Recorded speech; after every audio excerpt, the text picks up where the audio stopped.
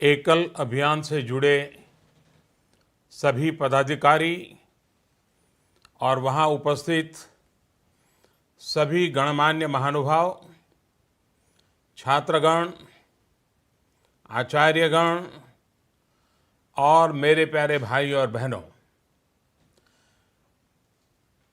सबको नमस्कार।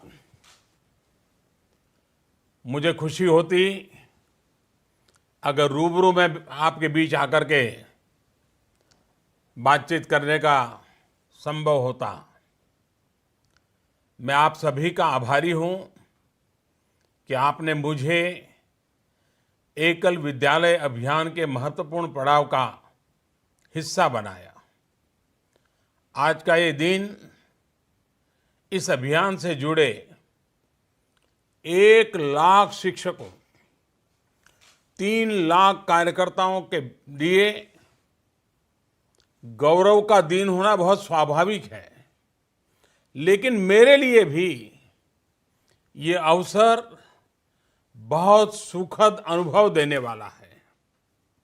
आप सभी 28 लाख से ज्यादा ग्रामीण और विशेषकर आदिवासी बच्चों का सिर्फ भविष्य नहीं, आप उनके माध्यम से राष्ट्र का निर्माण भी कर रहे हैं। मुझे याद है कि 3-4 साल पहले मैंने एक कार्यक्रम में आप सभी से ये आग्रह किया था कि 2022 तक हमें एकल विद्यालयों की संख्या 1 लाख तक पहुंचानी है। लेकिन मेरे लिए खुशी की बात है कि आपने इस लक्ष्य को 3 साल पहले 2019 में ही हासिल कर लिया। ये दिखाता है कि लगन, परिश्रम, समर्पण के साथ योजनाबद्ध तरीके से काम किया जाए, खुद पर दृढ़ विश्वास हो, तो कोई भी लक्ष्य असंभव नहीं है।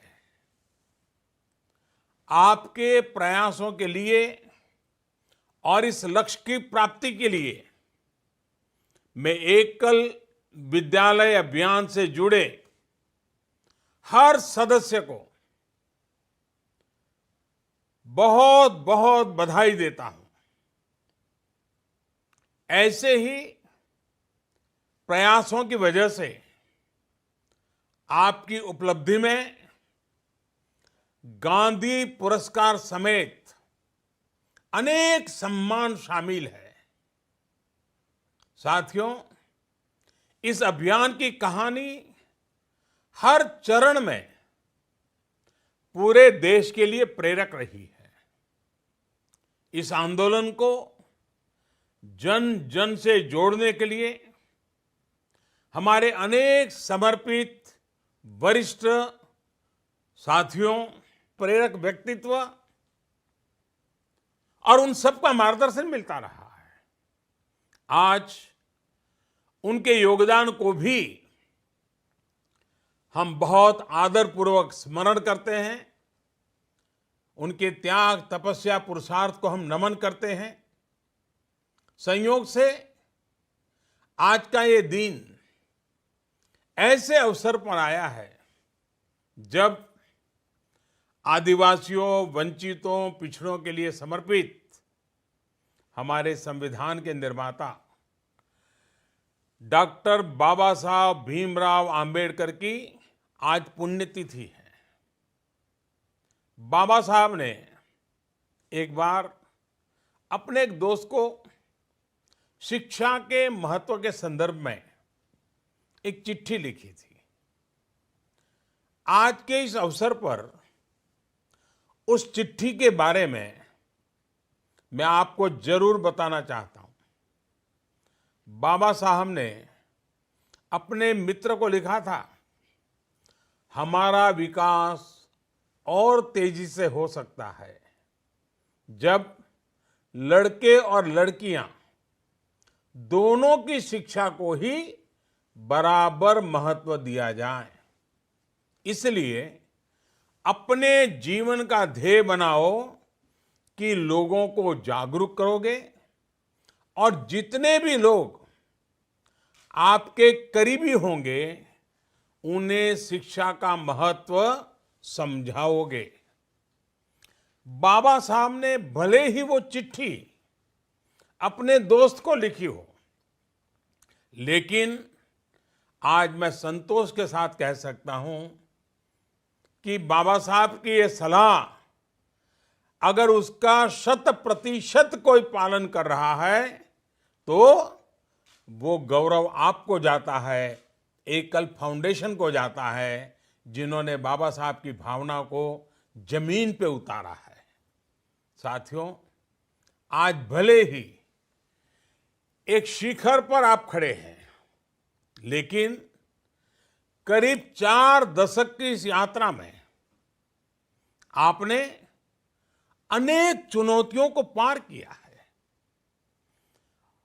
और ये अब धीरे धीरे और लोग भी जानने लगे हैं कि कैसे मुसीबतों से गुजरते हुए आप यहां तक पहुंचे हैं।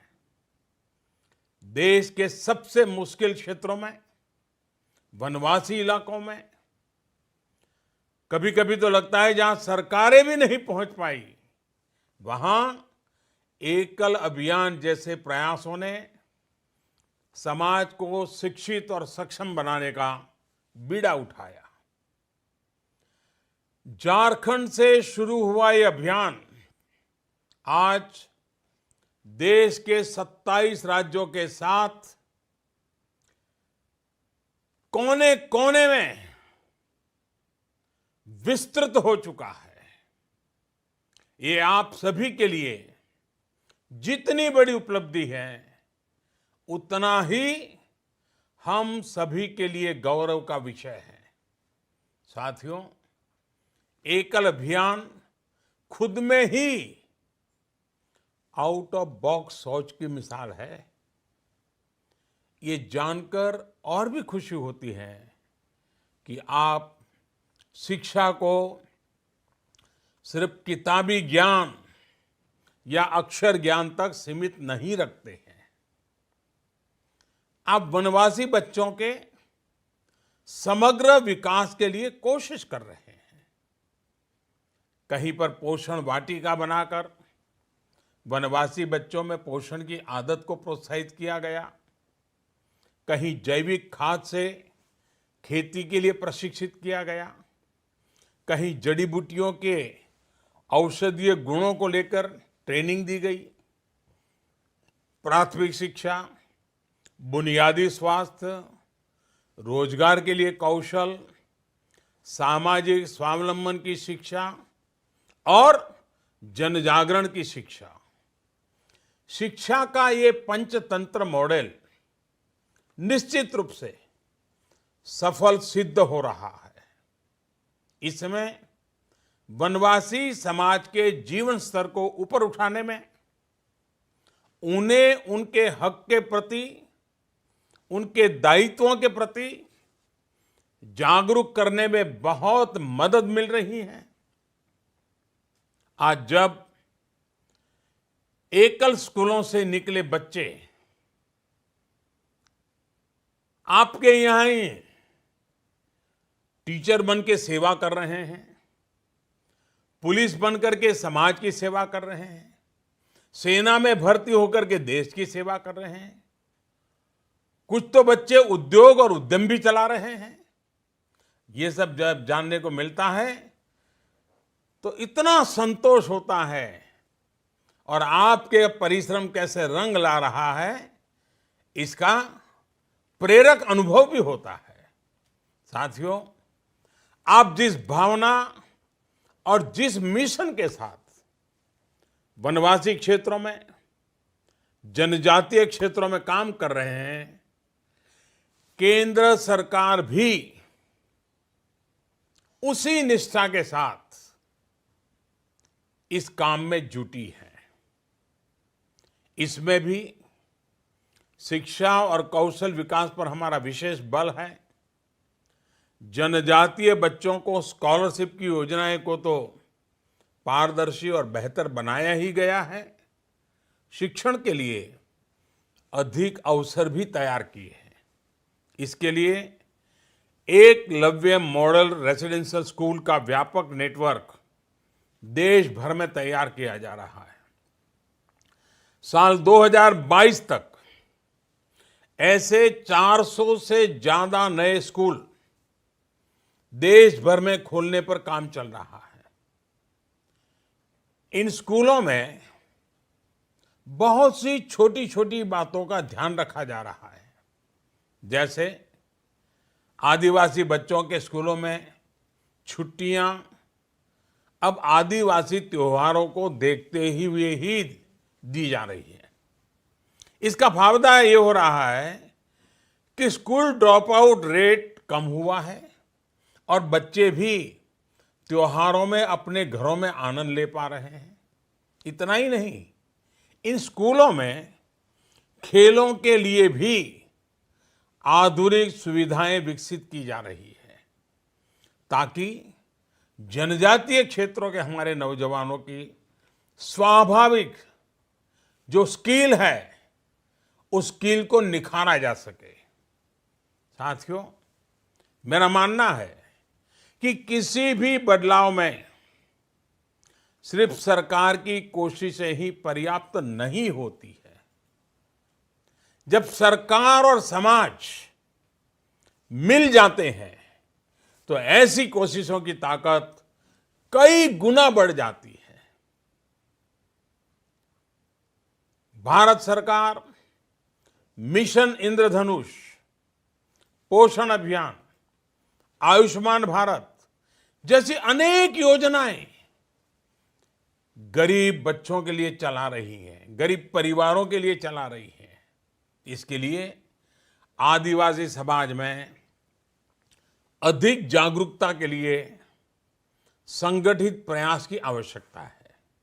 इतना ही नहीं, कर्तव्यों को लेकर, हमारे दायित्वों को लेकर एक नई सोच विकसित करने का प्रयास भी एकल विद्यालयों में जरूर होना चाहिए। मुझे बताया गया है कि आने वाले समय के लिए भी आप सभी अनेक योजनाओं पर काम कर रहे हैं। जल संरक्षण, वृक्षारोपण, ऐसे कार्यक्रमों में जागरूकता बहुत महत्वपूर्ण है। मुझे उम्मीद है कि आप सभी इस दिशा में भी आगे बढ़ेंगे। साथियों, आप इस बात से भली भांति परिचित है कि मैं आपके सेवा भाव, आपके त्याग, आपके समर्पण का आदर करता हूं। आपने भी मुझ पर हमेशा अपार स्नेह बरसाया है और इसी स्नेह भाव के कारण आप जब भी मिलते हैं तो कुछ सुझाव देने का मन कर जाता है। आज भी जब आप जैसे सेवाव्रतियों से मिलने का अवसर मिला है, त्यागी, तपस्वी, परिश्रमी, निष्ठावान, सेवाव्रती लोगों के सामने जब खड़ा हूं तो मेरे मन में भी कुछ सुझाव देने का स्वाभाविक लोभ हो जाता है। साथियों, वर्ष 2022 में आजादी के 75 वर्ष हो रहे हैं। 1857 के स्वतंत्र संग्राम से लेकर के 1947 आजादी मिली तक अगर हम नजर करें तो आजादी की लड़ाई में जनजातीय समाज का बहुत बड़ा योगदान रहा है। बिरसा मुंडा को कौन भूल सकता है। त्याग की, बलिदान की अनेक प्रेरक घटनाएं आजादी के आंदोलन में समाहित है। मेरा आप लोगों से एक सुझाव है। मेरा सुझाव है कि एकल विद्यालयों में अपने अपने क्षेत्र में इस पर रिसर्च हो और इसी विषय यानी आजादी की जंग में आदिवासी, इस विषय पर सत्य घटनाएं खोज खोज करके उन वीर नायकों के नाम याद करके नाट्य लिखे जाएं, नाट्य मंचन हो, गीत लिखे जाएं, नाट्य स्पर्धा हो, गीत स्पर्धा हो, चर्चाएं हो, वक्तृत्व स्पर्धाएं हो, और ये अभी से शुरू होकर अगले 2 वर्ष तक चले और 2022 में अखिल भारतीय स्तर पर इसका फाइनल कंपटीशन हो। साथियों, इसी तरह आपकी संस्था देश के परंपरागत खेलों का महाकुंभ आयोजित कर सकती है। हमारे पास सदियों से बौद्धिक शारीरिक विकास करने का सामर्थ्य रखने वाली, टीम स्पिरिट पैदा करने वाली, समाज के प्रति संवेदना जगाने वाली अनेक खेलों की व्यवस्था है, लेकिन धीरे धीरे वो लुप्त हो रही है। हमें हमारी इन सदियों पुराने खेलों को फिर से आधुनिक रूप में, वैज्ञानिक रूप में लोगों के सामने लाना जरूरी है। हमारे गांवों में, आदिवासी इलाकों में इतनी खेल प्रतिभाएं हैं कि वो दुनिया में किसी को भी टक्कर दे सकती है। परंपरागत खेलों की प्रतिस्पर्धा से एक तो हमारे स्थानीय खेलों की प्रसिद्धि बढ़ेगी और दूसरा हमें गांवों से ही नया टैलेंट भी मिलेगा। इसे भी जिलावार, राज्यवार कंपटीशन करके आगे बढ़ाया जा सकता है। स्थानीय प्रशासन और अन्य प्रशिक्षण संस्थाओं के सहयोग से एक काम और किया जा सकता है। शहरों के कई 1000 प्राइवेट स्कूलों या सरकारी स्कूलों जो अच्छे माने जाते हैं, उनका संपर्क करना चाहिए और ऐसे जो अच्छे माने जाने वाले विद्यालय हैं, उनके साथ हमारी एकल विद्यालय की मित्रता कराई जाए, एक पेयरिंग कराई जाए, सहयात्री का एक अभियान चलाया जाए और साल में एक बार एकल विद्यालय के छात्र, उनके साथ जो मित्र स्कूल हो शहर में, सिर्फ छात्र वहां जाए, वहां रहे, वहां का माहौल देखे और ये भी पक्का किया जाए कि ये एकल अभियान परिवर्तन कुंभ 2020 के आज के इस कार्यक्रम में मंच पर उपस्थित सुप्रसिद्ध समाज सेवी सम्मानीय श्री विजय शंकर मेहता जी,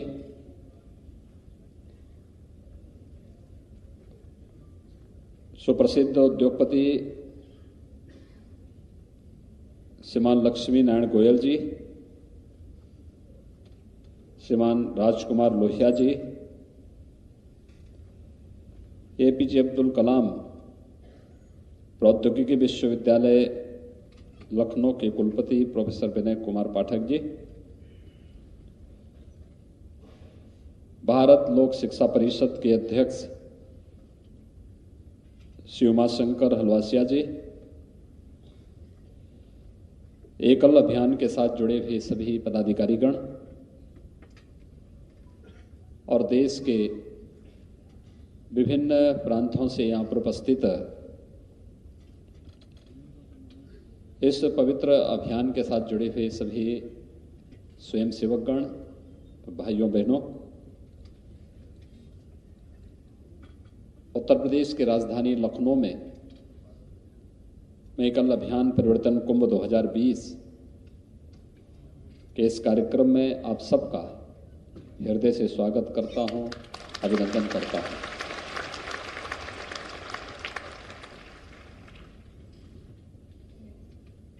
मुझे प्रसन्नता है कि सरदेव अशोक सिंघल जी ने एकल अभियान को आगे बढ़ाने के लिए जो बीजारोपण किया था, आज देश के यशस्वी प्रधानमंत्री श्री नरेंद्र मोदी जी के भावनाओं के अनुरूप एकल अभियान 1 लाख की संख्या को पार करते हुए सेवा के क्षेत्र में, शिक्षा के प्रचार प्रसार में निस्वार्थ भाव से संलग्न होकर के कार्य कर रहा है। यह अभियान इस बात को साबित करता है कि हमारे यहां सेवा किसी सौदे का माध्यम नहीं है, बल्कि सेवा हम सब के अंतःकरण के अनुभवों को देश और दुनिया के सामने रखने का एक माध्यम है, जो हमें हमारे संस्कारों के माध्यम से हमारी सनातन परंपरा में प्राप्त हुआ है। और ये एकल अभियान उसी परंपरा को आगे बढ़ाने की श्रृंखला का हिस्सा है। लाखों की संख्या में राष्ट्रीय स्वयंसेवक संघ का जग प्रचारक जब देश के किसी कोने में जाकर के मातृभूमि के प्रति अपना सब कुछ समर्पित करते हुए किसी एक सेवा के प्रकल्प को चुनता है, तो उस समय उसके लिए स्वयं से, परिवार से ऊपर उठ करके देश के लिए और मातृभूमि के लिए कुछ कर गुजरने की एक तमन्ना होती है। और ये भाव ही एकल जैसे अभियान को इन नई ऊंचाइयों तक पहुंचाता है। और आज एक तरफ एकल अभियान 1 लाख की संख्या को पूरा करते हुए एकल विद्यालयों और अन्य तमाम सेवा के प्रकल्पों को लेकर के तेजी के साथ आगे बढ़ रहा है, तो दूसरी तरफ जिनकी प्रेरणा से आपने इस देश के अंदर इस संख्या को 2 वर्ष पहले ही पूरा कर दिया है, ऐसे प्रधानमंत्री मोदी जी के कारण देश के अंदर क्या परिवर्तन हुआ है, यह भी तो हम सबको जानकारी होनी चाहिए। हमने शासन की आदर्श व्यवस्था के रूप में राम राज्य को माना है। यानी राम राज्य की भाव क्या है, जिसमें व्यक्ति व्यक्ति में किसी प्रकार का भेदभाव न हो, न जाति के नाम पर, न क्षेत्र के नाम पर, न भाषा के नाम पर, न किसी बात के आधार पर नहीं, एक समान रूप से हम सबको शासन में हिस्सेदारी दे सकें, योजनाओं का लाभ उन लोगों तक पहुंचा सकें। और आप सब इस बारे में अनुभव करते होंगे या कभी उन लोगों के बीच में जाकर के अनुभव करेंगे, तो आपको सचमुच लगेगा कि जो कार्य सुदूर किसी एक गांव में जाकर के आप कर रहे हैं, उसका एक विराट स्वरूप इस देश की शासन सत्ता में बैठकर के प्रधानमंत्री मोदी जी उसी भाव को तेजी के साथ विस्तार दे रहे हैं।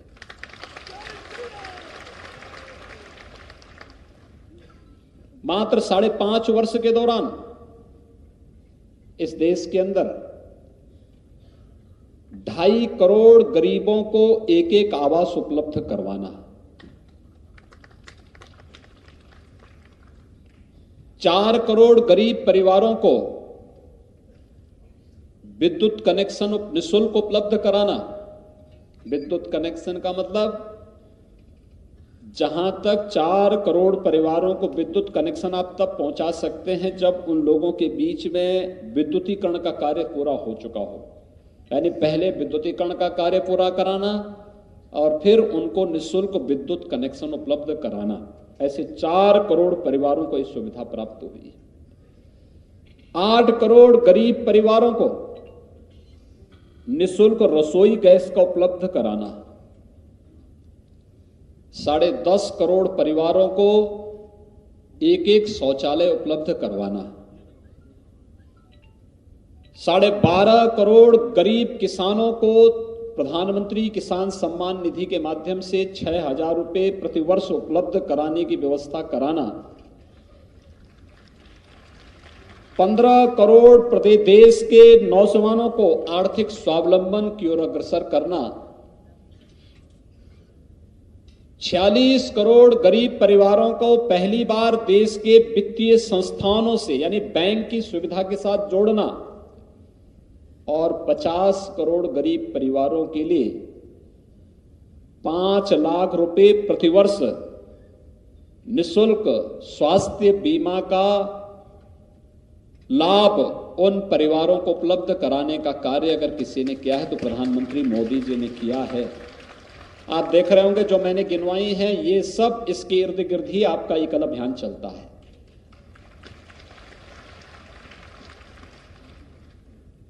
यानी ये सुविधा 5 वर्ष में दी गई। जो काम पिछले 5 वर्ष में मोदी जी ने किया है, 1947 से अगर यही गति होती तो संभवतः इस देश में एक भी व्यक्ति ऐसा नहीं होता जिनको इन सुविधाओं से वंचित होना पड़ता। ये कार्य बहुत पहले पूरा हो गया होता, लेकिन उस प्रकार का विजन नहीं था, उस प्रकार की दृष्टि नहीं थी। जैसी दृष्टि वैसी सृष्टि। जब दृष्टि नहीं थी तो वैसी सृष्टि की रचना करते कैसे? लेकिन प्रधानमंत्री मोदी जी ने सब करके दिखा दिया और उसका परिणाम है कि आज समाज का हर एक व्यक्ति इस बात को स्वीकार करता है। मुझे याद है लोकसभा का चुनाव चल रहा था और लोकसभा चुनाव के दौरान मैंने एक चुनावी सभा में बजरंगबली का नाम लिया। चुनाव आयोग ने मुझे प्रतिबंधित कर दिया। 3 दिन के लिए चुनाव पर मुझे प्रतिबंध प्रचार के लिए रोक दिया गया। आप अनुमान कर सकते हैं, देश के सबसे बड़े राज्य का मैं मुख्यमंत्री हूं, सबसे चुनौतीपूर्ण चुनाव मेरे सामने था और मुझ पर ही प्रतिबंध लग रहा है, तो फिर प्रचार कैसे हो पाएगा? उसी समय मुझे अयोध्या से एक अनुसूचित जाति के परिवार से एक निमंत्रण मिला।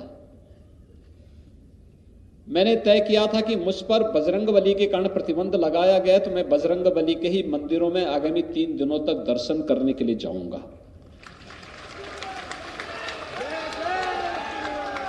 और मैंने पहले लखनऊ में यहां दर्शन किया, उसके बाद मैं अयोध्या में हनुमानगढ़ी के मंदिर में दर्शन करने के लिए जा रहा था कि रात्रि में ही मुझे संदेश मिला कि आप अयोध्या आ रहे हैं तो हमारे घर में हमारा आमंत्रण स्वीकार करिए।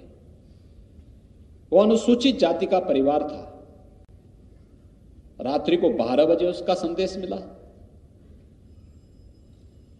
तो मैंने उनको कहा, मैंने कहा देखो मुझे आप निमंत्रण तो दे रहे हैं, लेकिन आपको मालूम है कि मुझे इस दौरान मीडिया के साथ कोई इंटरेक्शन नहीं करना है, मैं अकेले ही जा पाऊंगा। उसने कहा इसीलिए मैं आपको आमंत्रित कर रहा हूं। तो मैं अयोध्या गया तो मंदिर में दर्शन करने के पहले मैं सीधे उस परिवार के यहां चला गया। पूरा परिवार आरती की थाली लेकर के दरवाजे पे खड़ा था। तो मैंने उससे पूछा, मैंने कहा बताओ कि आप मेरा स्वागत क्यों कर रहे हैं? तो घर के बाहर ही पूरा परिवार खड़ा था। उसने कहा साहब इसलिए क्योंकि ये मकान आपने दिया है। मैंने कहा मैंने कहां से दे दिया? उसने कहा साहब मैं हरिजन हूं और मुझे जाति के नाम पर पिछले 50 वर्षों से बेवकूफ बनाया जा रहा था, लेकिन योजना का लाभ किसी ने नहीं दिया। ये मकान मुझे पहली बार मिला है और बिना किसी सिफारिश के मिला है। तो मैंने कहा कितना पैसा आपको मिला? उसने कहा 2.5 लाख रुपया, और उससे मैंने मकान बनाया है। मकान में लिखा था प्रधानमंत्री आवास योजना। तो मेरी जिज्ञासा और बढ़ी। अंदर लेके गया, उसने आसन बिछाया था, आसन में बिठाया। उसने कहा साहब देखिए, मेरे घर में रसोई गैस का सिलेंडर भी है, ये भी मोदी जी ने मुझे उपलब्ध कराया है उज्ज्वला योजना में। फिर उसने कहा देखिए साहब, मेरे घर में मीटर भी है विद्युत का, और मैंने बिजली का कनेक्शन भी ले रखा, ये भी मोदी जी ने मुझे उपलब्ध करा दिया। फिर उसने मुझे बताया कि देखिए, मैं अपनी लड़की को बुलाया हूं, जब मैंने इसकी शादी किया था तब मेरे पास पक्का मकान नहीं था, कच्चा मकान था, झोपड़ी थी, और मैं झोपड़ी में रहता था। मैंने लड़की की शादी की, और मैंने आज जब पता लगा कि आप अयोध्या आ रहे हैं और मेरे घर में भी आएंगे, तो मैं इसको बुला के रात में ही लेके आया हूं। फिर उसने मुझे बताया, उसने कहा, मैंने उससे पूछा, मैंने कहा अच्छा बताओ, क्या आपकी कभी इच्छा नहीं हुई थी कि आपका अपना पक्का मकान हो? उसने कहा साहब इच्छा होती थी, मैं स्वयं राजमिस्त्री था, मैंने सैकड़ों लोगों के मकान बनाए हैं, लेकिन अपना मकान इसलिए नहीं बना पाता था कि पैसा कहां से आता। जो मैं कमाता था रोज खर्च कर देता। लेकिन जब मोदी जी प्रधानमंत्री बने, उन्होंने सबसे पहले जनधन योजना चलाई कि हर गरीब का बैंक में खाता खुलेगा, जीरो बैलेंस में बैंक अकाउंट, जीरो बैलेंस में बैंक का अकाउंट खोला गया, और बैंक का अकाउंट हमारा खुलते ही मैं प्रतिदिन कुछ पैसा बचत करने लग गया। जो पैसा पहले इधर उधर खर्च होता था, बैंक में पैसा जा रहा है। मेरे पास 1.25 लाख रुपया इकट्ठा तो हो गया था, लेकिन मैं राजमिस्त्री था, मैं जानता था 1.25 लाख में मकान नहीं बनेगा। तब तक प्रधानमंत्री आवास योजना की स्कीम आई, मैंने फार्म भरा, मेरा सिलेक्शन हो गया, मेरा मकान उसी पैसे से 2.5 लाख रुपए जो उत्तर प्रदेश सरकार ने मुझे दिया है, उसी से मेरा मकान बन गया। तो मैंने कहा जो 1.25 लाख था, उसने कहा वही तो मैं बता रहा हूं, ये 1.25 लाख रुपए जो था, मेरा एक लड़का है जवान, इसके लिए मैंने एक ई रिक्शा खरीदा, और ई रिक्शा अब मुझे प्रतिदिन 1,000 रुपये कमाई का दे देता है। यानी मेरे घर में 30,000 रुपये हर महीने आ जाता है। अब मेरा परिवार सुखी है, और मैं इसके लिए मोदी जी के प्रति और आपके प्रति आभार व्यक्त करने के लिए ही मैंने अपने घर में आपको आमंत्रित किया है कि आपको चुनाव आयोग ने प्रतिबंधित किया है, जनता ने प्रतिबंधित नहीं किया है।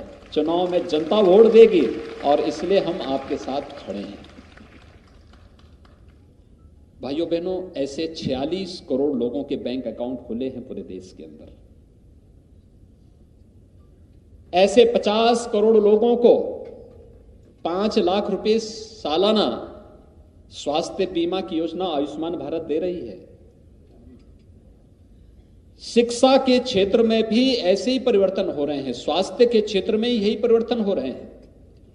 कितना परिवर्तन! उत्तर प्रदेश के अंदर 1947 से लेके 2016 तक कुल 12 गवर्नमेंट मेडिकल कॉलेज बने थे। यानी देश के अंदर 69-70 वर्षों में प्रदेश के अंदर कुल बने थे 12 गवर्नमेंट मेडिकल कॉलेज, और 3 वर्ष के दौरान 2016 के बाद हमने 2017 से लेकर 2020 के बीच, अभी 20 का ही पूर्वार्ध ही है, लेकिन 3 वर्ष के दौरान हम उत्तर प्रदेश के अंदर 28 नए गवर्नमेंट मेडिकल कॉलेज बना रहे हैं। 28! ये है परिवर्तन। और शासन स्तर पर इसके लिए बृहद कार्यक्रम प्रारंभ किए गए हैं। स्कूल चलो अभियान उत्तर प्रदेश का एक बृहद अभियान है। इस अभियान के तहत पिछले 3 वर्ष के दौरान हम लोगों ने लगभग 50 लाख नए बच्चों को स्कूल पहुंचाने का काम किया है।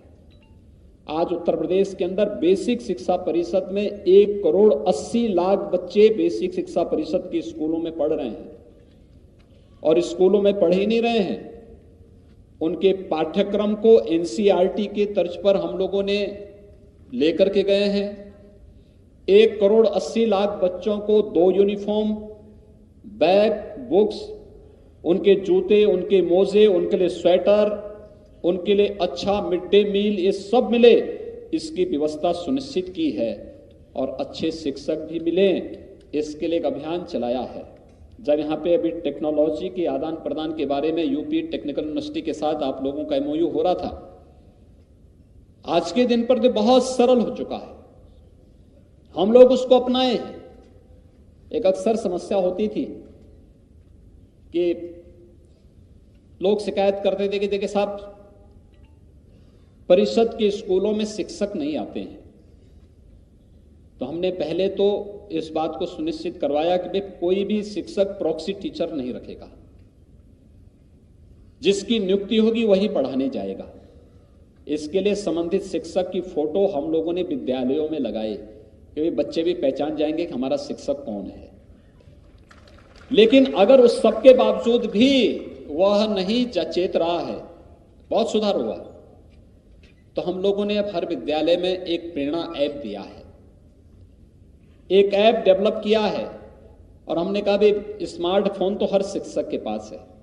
आप जब विद्यालय में जाएं, अपनी क्लास में जाते ही सबसे पहला काम अपने बच्चों के साथ एक फोटो खींच करके उस प्रेरणा ऐप के माध्यम से उसको अपलोड कर लें, वो हमारे पास आ जाएगा, हम चेक कर लेंगे कि आप विद्यालय में हैं या नहीं है।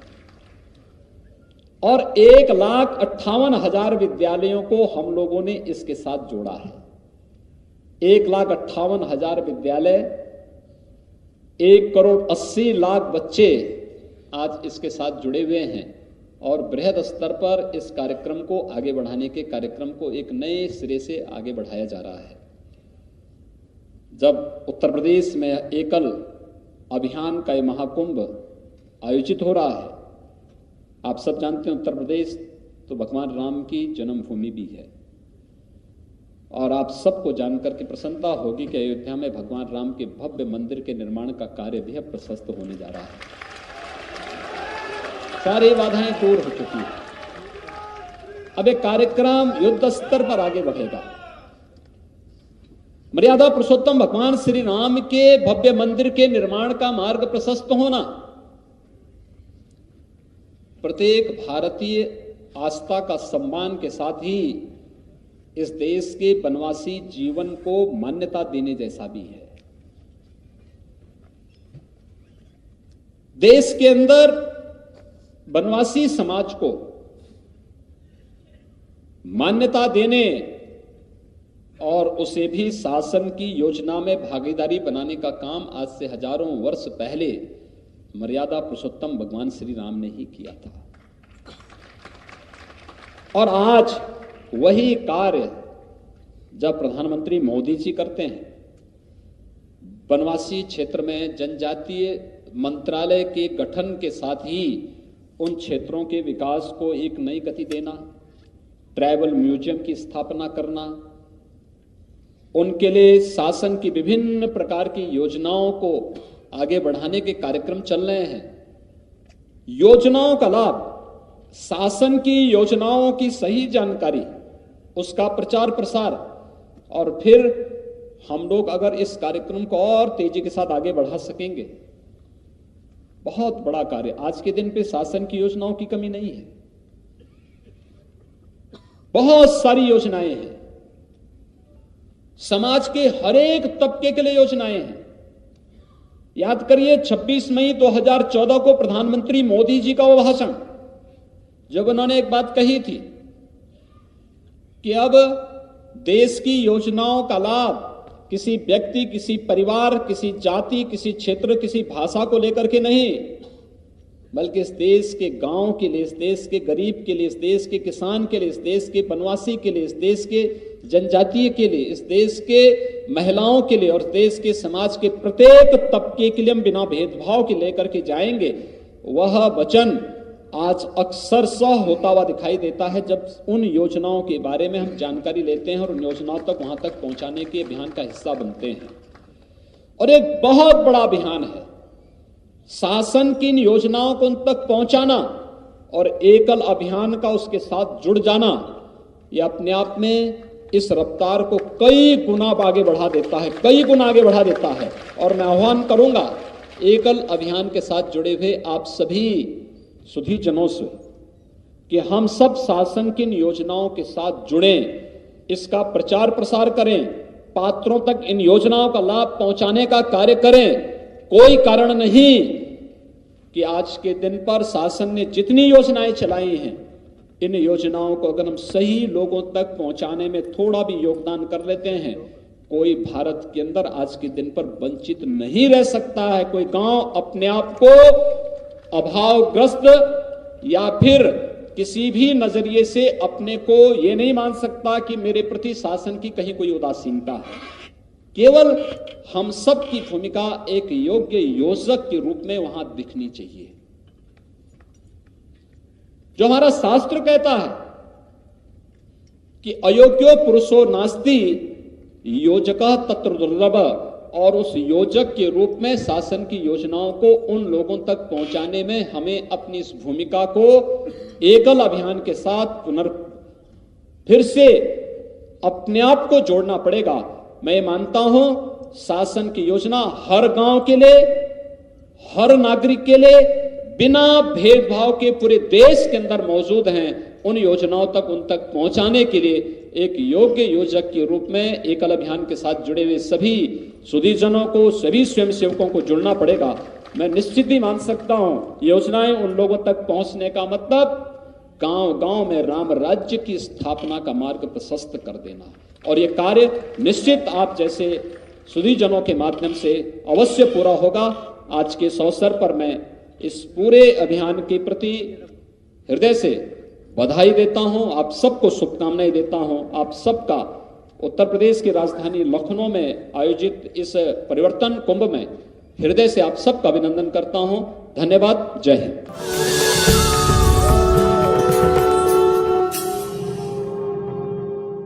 एकल अभियान परिवर्तन कुंभ 2020 के आज के इस कार्यक्रम में मंच पर उपस्थित समाज के सहयोग से ये गुणात्मक क्वालिटेटिव एजुकेशन ये मिलेगा, इसके लिए निश्चित रूप से जो अभी एकल अभियान काम करे उसमें सफलता मिलेगी। हमारा सपना पूरा हुआ, अनेक सालों तक हम संघर्ष करते रहे, और प्रभु रामचंद्र ये कोई जात धर्म पंथ संप्रदाय के प्रतीक नहीं है, हिंदुस्तान की संस्कृति इतिहास और विरासत के प्रतीक है। मुझे लगता है कि मैं इस संघर्ष में भी काफ़ी था, तो इससे तो आज इतना बड़ा आनंद है कि जो शब्दों में व्यक्त नहीं हो सकता। हमारे देश में अगर ये वनवासी क्षेत्र में रोजगार निर्माण होंगे, आर्थिक समृद्धता और संपन्नता आएगी, गरीबी भूखमरी बेरोजगारी दूर होगी, तो ये क्षेत्र समृद्ध बनेगा। वो दिन दूर नहीं है कि वनवासी क्षेत्र में हवाई ईंधन बनेगा, पेट्रोल डीजल का पर्याय बनेगा, CNG LNG बनेगा, इथेनॉल बनेगा। तो वनवासी क्षेत्र में आर्थिक प्रगति और विकास कैसे हो, और वहाँ स्मार्ट शहर जैसे बन रहे हैं, स्मार्ट सिटी, वैसे वनवासी क्षेत्र में स्मार्ट सिटी स्मार्ट विलेज कैसे बने, एजुकेशन में अच्छी शिक्षा संस्थाएं कैसे मिले, खेलने के लिए अच्छे स्टेडियम कैसे बने। जब इकोनॉमी बढ़ेगी तो सब बातें आएंगी, और इसलिए रोड भी बनना आवश्यक है।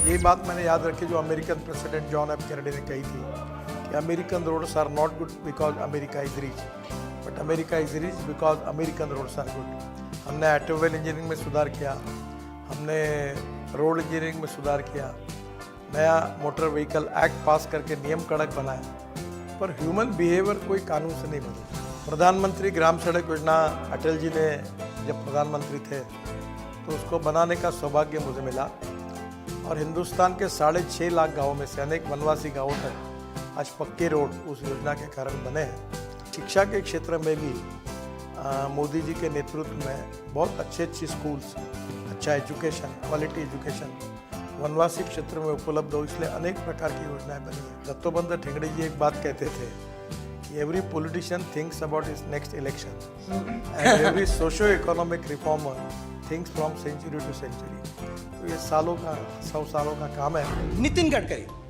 वो नाम जो विकास के पथ पे जो भी अड़चने आए उसे समाधान करने वाला, ऐसा ही नाम एक है एकल अभियान, जो भी वनवासी आदिवासी क्षेत्र के बच्चों के या परिवार के बीच में, विकास के बीच में जो भी अड़चने आती उनका समाधान करता है, फिर चाहे शिक्षा से हो, स्वास्थ्य से हो, रोजगार से हो, अब खेलकूद में।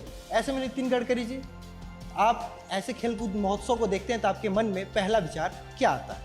देखिए, हमारे विचार परिवार में पिछले अनेक सालों से अनेक कार्यकर्ताओं ने, प्रचारकों ने अपना जीवन देकर इस एकल अभियान और वनवासी क्षेत्र में काफ़ी परिवर्तन किया है। जशपुर में देश पांडे जी थे, उन्होंने जब इसकी शुरुआत की, फिर परम पूज्य गुरु जी के मार्गदर्शन में वनवासी कल्याण आश्रम की स्थापना हुई। उसके बाद बहुत बड़े प्रमाण पर काम हुआ है। एक बात महत्व है कि हमारी शैक्षणिक दृष्टि से और स्वास्थ्य विषयक दृष्टि से सेवाओं के अनेक प्रकल्प चलते हैं, पर आने वाले समय में मैंने एक बात देखी है कि हमारे देश में अगर ये वनवासी क्षेत्र में रोजगार निर्माण होंगे, आर्थिक समृद्धता और संपन्नता आएगी, गरीबी, भूखमरी, बेरोजगारी दूर होगी, तो ये क्षेत्र समृद्ध बनेगा।